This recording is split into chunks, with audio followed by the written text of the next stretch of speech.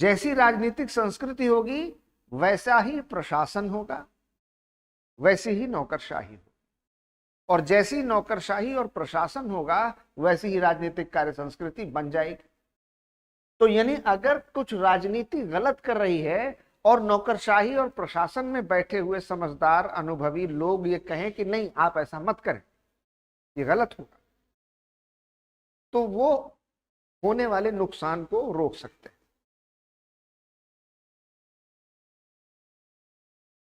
मिसाल के तौर पर भारत में ज्यादा पहले की नहीं, 30 साल पहले की बात है, बैलेंस ऑफ पेमेंट क्राइसिस हुआ, भुगतान संतुलन का संकट।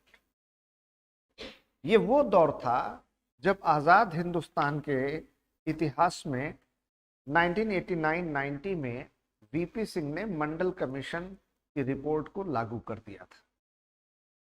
पूरे देश में अगड़ों और पिछड़ों की जाति की लड़ाई, कास्ट वॉर जैसा छिड़ चुका था।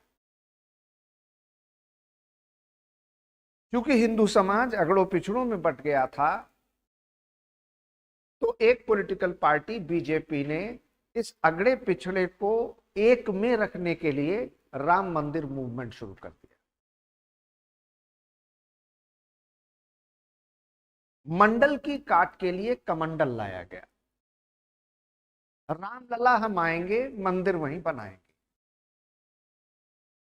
जिस हिंदू का खून न खौला, खून नहीं वो पानी है, जन्मभूमि के काम ना आए वो बेकार जवानी है, इस तरीके के नारे लगने लगे।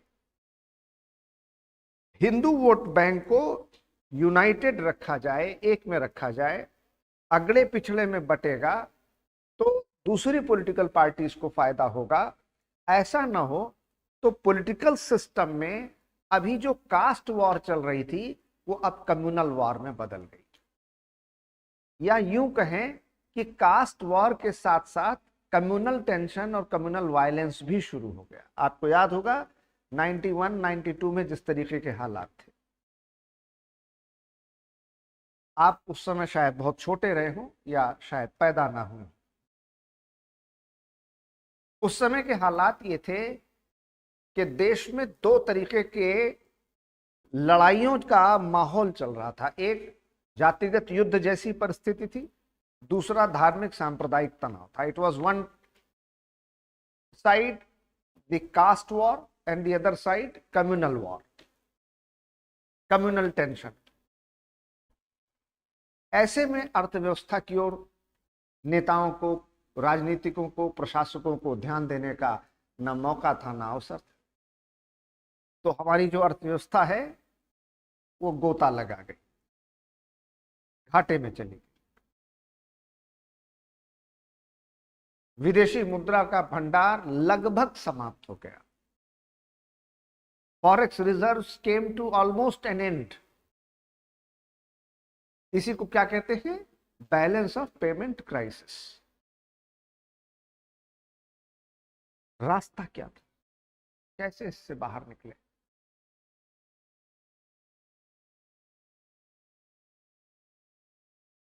तो उस समय के प्राइम मिनिस्टर ने, नरसिम्हा राव ने, एक एबल इकोनॉमिक एडमिनिस्ट्रेटर को चुना, एक एबल इकोनॉमिक ब्यूरोक्रेट को चुना, एक एबल इकोनॉमिक एक्सपर्ट को चुना, जिनका नाम था डॉक्टर मनमोहन सिंह।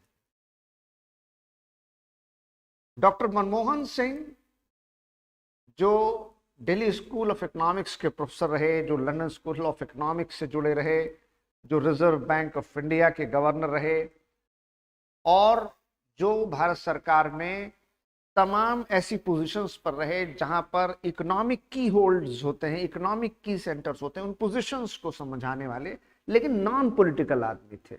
और पीवी नरसिम्हा राव पूरी तरह से पॉलिटिकल थे। तो एक पॉलिटिकल और दूसरा एडमिनिस्ट्रेटिव, ये दोनों का कॉम्बिनेशन बना, जिसको कहा गया राव मनमोहन मॉडल। और उन्होंने, नरसिम्हा राव जी ने डॉक्टर मनमोहन सिंह को बुलाया और कहा कि मैं चाहता हूं कि आप फाइनेंस मिनिस्टर बने। अब फाइनेंस मिनिस्टर तो पॉलिटिकल पोस्ट है,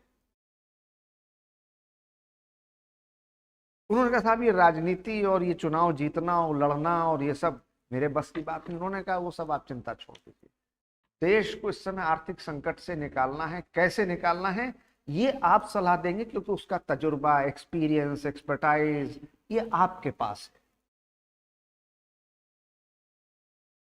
और तब दोनों ने मिल करके, यानी पॉलिटिकल इकोनॉमी और political wisdom, politicians and administrators, they came together, and 24th July 1991, if I remember correctly, this is the date, 24 July 1991, when new economic and industrial policy was released, and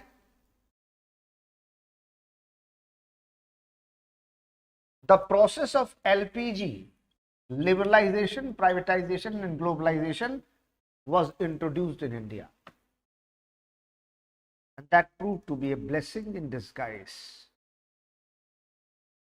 वो आखिरकार वरदान साबित हुई। उस समय उसका बड़ा विरोध हुआ था कि एक ईस्ट इंडिया कंपनी आई थी, उसने पूरे देश को गुलाम बना लिया, अब हमने लिबरलाइजेशन, प्राइवेटाइजेशन, ग्लोबलाइजेशन करके सारी दुनिया की इंडस्ट्रीज को कहा है भारत आओ, तो भारत को तो न जाने कितनी गुलामी झेलनी पड़ेगी, न जाने क्या क्या तर्क दिए गए। लेकिन हमारे यहाँ के उस पॉलिटिकल कल्चर में भी जो ब्यूरोक्रेसी थी उसने सही सलाह दी, और जो पॉलिटिशियंस थे उन्होंने उसको मान लिया, और हम उस क्राइसिस से धीरे धीरे धीरे करके बाहर आ गए। तो मैंने आपको दो एग्जाम्पल दी, एक श्रीलंका का और एक हिंदुस्तान का। इस तरीके से Hitler, Mussolini, America, France, Germany, Japan, मैं आपको बहुत सारे एग्जाम्पल्स दे सकता हूं, जब बिस्मार्क के जमाने से लेकर के और अभी इंग्लैंड में लिज ट्रस के समय तक, Liz Truss prime minister of the United Kingdom है, उन्होंने कुछ इकोनॉमिक रिफॉर्म्स किए, उनके फाइनेंस मिनिस्टर ने उसको रोक दिया। Can you believe this? And still prime minister is not able to remove her finance minister till date. मतलब अभी तक तो मेरी न्यूज में नहीं आया है, शाम तक आ जाए, कल तक आ जाए, तो मैं नहीं कह सकता। और अब ये हो रहा है कि अगर इस समय दोबारा इंग्लैंड में प्राइम मिनिस्टर का इलेक्शन हो जाए तो ऋषि सुनक प्राइम मिनिस्टर हो जाएंगे। इतनी अनपॉपुलर हो गई हैं लिज ट्रस।